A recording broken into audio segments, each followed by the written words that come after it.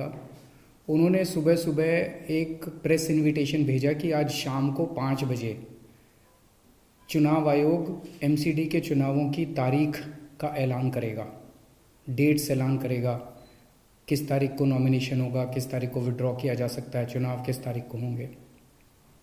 शाम को 5 बजे चुनावों का ऐलान होना था, तारीखों का ऐलान होना था।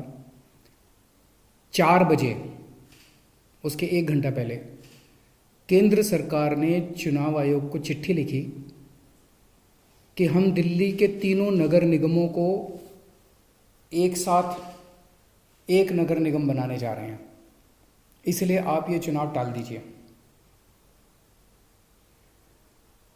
5 बजे चुनाव आयोग ने चुनावों केंद्र सरकार के कहे के मुताबिक चुनाव टालने का ऐलान कर दिया। शायद भारत के इतिहास में पिछले 75 साल में आज़ादी के बाद से पहली बार ऐसा हुआ होगा कि केंद्र सरकार ने सीधे किसी राज्य के चुनाव आयोग को चिट्ठी लिख के चुनाव टालने के लिए कहा है। लोगों के अंदर बातचीत चल रही है कि 2-3 बातें चल रही हैं। 7 साल से 8 साल से केंद्र में भारतीय जनता पार्टी की सरकार है। 8 साल, अगर इनको तीनों एमसीडीज को एक साथ करना था, इकट्ठा करना था, 8 साल में इन्होंने क्यों नहीं किया? चुनाव की तारीखें ऐलान करने के 1 घंटा पहले इनको अचानक याद आई कि अब हमें तीनों एमसीडी को इकट्ठा करना है, इसलिए चुनाव टाल दिए जाएं। तो लोग कह रहे हैं कि एमसीडी को इकट्ठा करना, एक करना तो बहाना है, मकसद चुनाव टालने का था। क्योंकि बीजेपी को लग रहा था कि दिल्ली में अगर चुनाव होंगे तो आम आदमी पार्टी की ज़बरदस्त लहर है, बीजेपी उस लहर में बह जाएगी और बीजेपी हार जाएगी, इसलिए चुनाव टालने के मंशा से ये किया गया। दूसरा, ये भी लोग कह रहे हैं कि चुनावों का तीनों नगर निगम एक साथ करने से क्या लेना देना है। आज 3 नगर निगम हैं दिल्ली में, 272 वार्ड हैं, कुछ इसमें कुछ इसमें कुछ इसमें। तो तीनों नगर निगम के काउंसलर अपने अलग अलग नगर निगम में बैठते हैं। चुनाव हो जाने दीजिए, अगर तीनों को इकट्ठा भी कर दोगे आप तो वो एक जगह बैठने लग जाएंगे। दोबारा चुनाव कराने की क्या जरूरत है? अभी चुनाव रोकने की क्या जरूरत है? चुनाव टालने की क्या जरूरत है?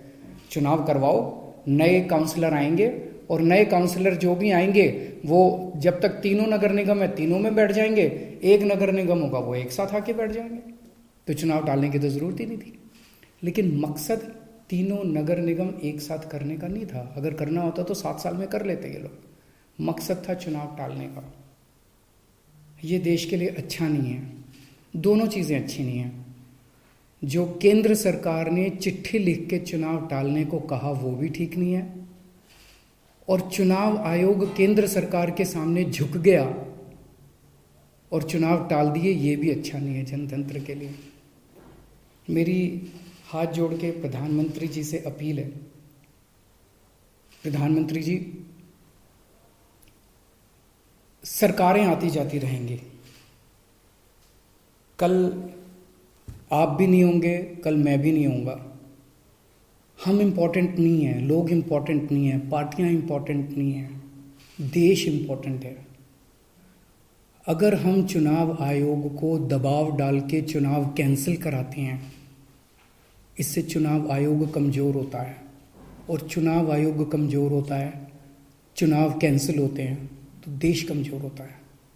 हम सबको मिलकर देश की रक्षा करनी है। किसी भी हालत में हमें इंस्टीट्यूशंस को कमज़ोर नहीं होने देना।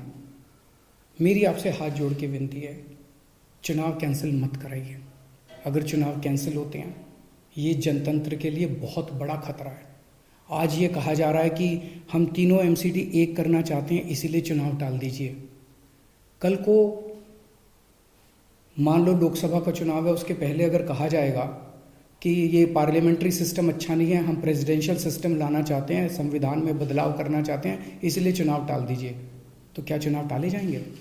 मान लो कल को कोई स्टेट असेंबली का चुनाव है, ये कहा जाएगा कि हम 2 राज्यों को इकट्ठा करना चाहते हैं, इसीलिए चुनाव डाल दीजिए, तो क्या चुनाव टाल दिए जाएंगे?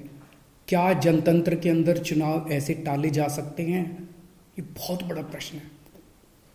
मैं प्रधानमंत्री जी से यही निवेदन करना चाहूँगा, कल केजरीवाल भी नहीं रहेगा, कल मोदी जी भी नहीं रहेंगे, ये देश रहेगा।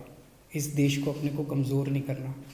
मुझे नहीं पता कि राज्य के हमारे जो स्टेट इलेक्शन कमिश्नर हैं उन पे ऐसा क्या प्रेशर डाला गया, उनको क्या धमकी दी गई, इनकम टैक्स की, ईडी की, सीबीआई की कोई धमकी दी गई, या वो अभी अप्रैल में रिटायर हो रहे हैं तो उनको पोस्ट रिटायरमेंट कोई लालच दिया गया, मुझे नहीं पता क्या दिया गया, लेकिन वो तुरंत 1 घंटे के अंदर चुनाव टालने को तैयार हो गए। ऐसे संस्थाएं कैसे चलेंगी?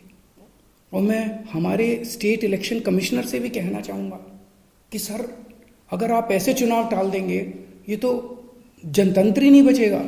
हम लोगों ने आज़ादी किस लिए पाई थी? इस देश ने आज़ादी किस लिए पाई थी? जनता का राज है, जनतंत्र है इस देश के अंदर। आप ऐसे चुनाव टाल देंगे तो जनतंत्र ही नहीं बचेगा।